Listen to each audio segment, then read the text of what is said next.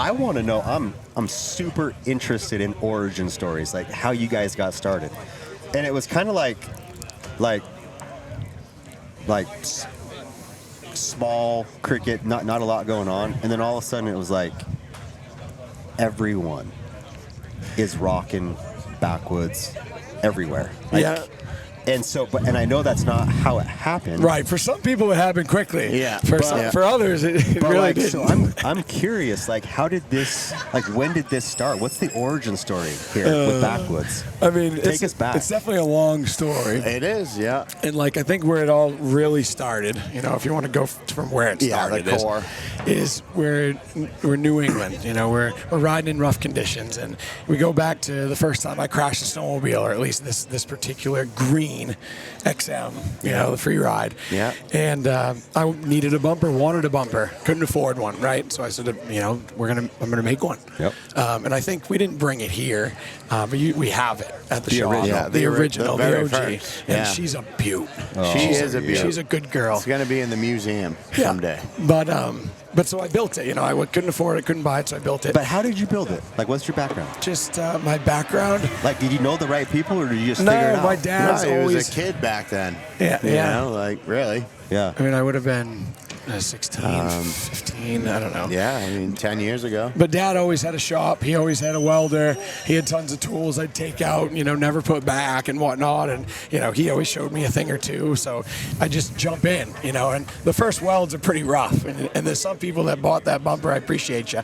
Yeah. But, yeah, just diving in, making it happen. I mean, believe me, it's not, if you saw it. It's not pretty. It's nothing to write home about. Yeah. But you got to start somewhere, Exactly. right? Everybody started somewhere. Yep. So, boom, that happened, and here's the bumper. It's on the snowmobile. You know, one person thought it was cool, another guy thought it was cool. Well, I started creating an Instagram, right? I started, you know, a free website, and I just slowly started building up the story of, like, me in the shop, taking pictures, you know. So back then, was it just you, or like? It would have been. Yeah, it would have been just the back early in the days. super early days. I mean, Still friends with, you know, with Rye, with other people, and, you know, what are you doing? Oh, you know, just whatever. I didn't even want to tell anybody. Yeah. So I'm developing this brand, building this brand, Yep. and it's building. I'm on a landscaping, you know, company, and working for a guy, and all of a sudden I'm ready for it. I dropped the website, and I mean I hyped this up big. This was big, and we dropped it, and I saw Chase's ass, Chase's moon dust. put that thing away. So anyways, drop the website, right? And I've got an order, not from my mom, not from my aunt. It's someone from Washington. That's what I was gonna ask you. It's Yeah, someone it from was Washington. It's someone from Colorado. It's a guy from, you know, somewhere in Canada. There's a guy in Vermont. And then there's a couple Mainers. Yeah. And it just instantly opened Clicks, my eyes. You're like, wow. Right? Yeah. And not only was I stoked that these people just bought this product, you know, that I've never even shipped, but so that kind of got my heart going. But also, I only made steel versions, yet I offered aluminum online. Yes. And when people ordered them, they only ordered the aluminum ones, and I did not know how to weld aluminum when I posted all that. So it was a quick, you know, well, it was a learning curve nonetheless. Yeah. But yeah, so I had 5 aluminum bumpers I've never welded before I needed to produce. And I think that was my first anxiety attack. And I thought there was a gas leak in the shop because I was like, oh, do I feel so weird right now? Yeah, something's wrong. And so anyways, I get these things done, right? I'm filling with welder. I built the welder I took a steel MIG gun and turned it into an aluminum one, shortened the lines, you know, push, pull, blah, blah, blah, blah. And I sent them out, right? Roll the dice, off we go. And that's when the need for Ryan presented itself. And little did I even know, you know, you probably saw And you it. knew Ryan? You knew Ryan before? We were friends. Yeah, long time. We've been friends 25 years, probably. Yeah. Right. So let's hand it over to Ryan for a minute. I send out these bumpers, right, and the people start to get them. You know, and what happens next? Yeah, it was pretty much like I was on a lot of New England snowmobile pages at the time, and people were buying these products from Chet, and instantly, you know, of course, you know how people are, right to the internet. You know, look at this. I bought it from this local company. What is this? Like, this is awful, right? It was and they're horrible. just There's brutalizing Chet, just like beating him off, and I'm like, listen, I'm like messaging people, I'm commenting, I'm like, hey, you know, he's just starting out, you know, he's figuring it out, he's going for it, like, he's just a kid, like, give him a break, right? Like, you know, like Give the poor kid a chance here. So these people are pretty fired up. And I don't even think Ryan. I didn't ask him to do it. You know, No, I just saw. You know, felt I so see my bad for the buddy little on boy. Facebook getting hammered, and like, of course, meanwhile, the whole time I'm like, this is a great idea. I'm all for it. Right from the get go, Yeah. I was like, this is great. Like, let's do this. Like, let me know how I can help. Well, little did I know that's how I was going to start helping the most, right? Right. And I got a hold of these 2 customers, and they're actually New Englanders. They're local. They may even be here. It's hard to say, but. I just said, hey, you know, I send me some pictures. Let me see what you got. See the pictures. Get a hold of Chet. I'm like, all right, bud.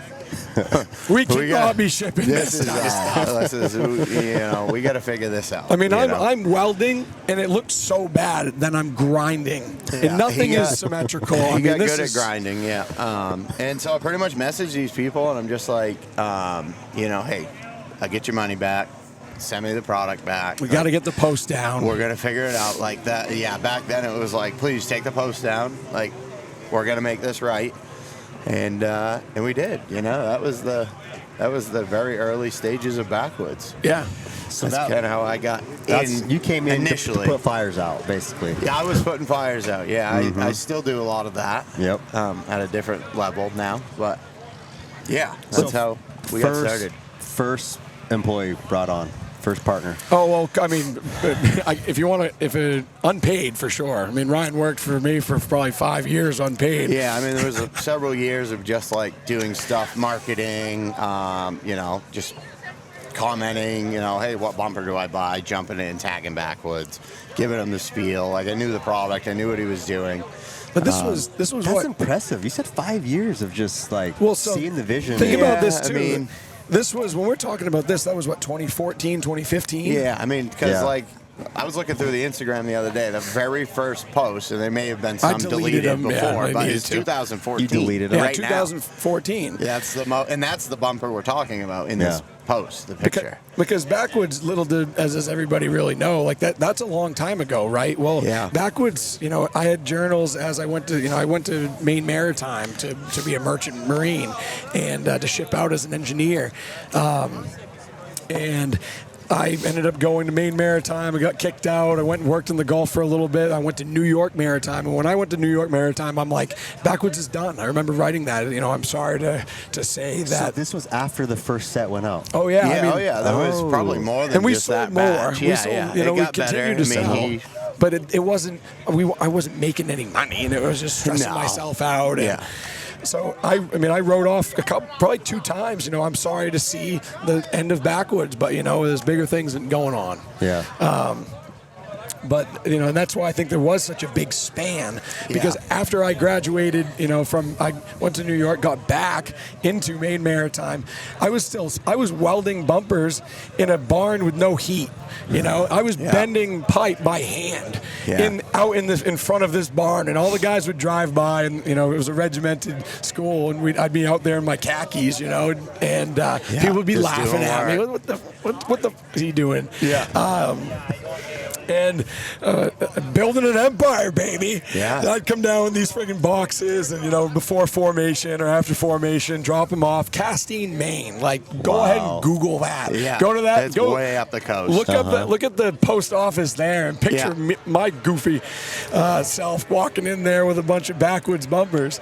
But then, kept going. I finally graduated, and we had a decision, you know, whether to pursue it or not, and we dove in head first. Yeah, no, I pretty much told them, like, you know, whatever you want to do, I'm down. Let's do it. Like, I was working full time at the time, and it was it was when you shipped out. Yeah. When you graduated, they shipped out. Yeah, I was just getting ready to cross, you know, go overseas, and, you know, we had a new place lined up that when I got we rented back. our own shop. I got back, we were going to move into this shop, right? It was going to Yeah. be perfect, great, big, nice, plenty of space. Yeah. Get out of the little garage, the horse stall that I, you know, was working out of before. Yeah. And I get a phone call like 2 days before I'm getting ready to go overseas, you know, and it's the guy telling me that it all just fell apart. Like, yeah, it's he was hard. renting it to somebody else, and sorry. So The shop. And I believe we were communicating via email. You were on the ship. and I remember the day that we were getting ready to leave, I called Ryan. I said, Ryan, I'm not going to be able to communicate. Email is really grim on this thing, but you need to find us a shop.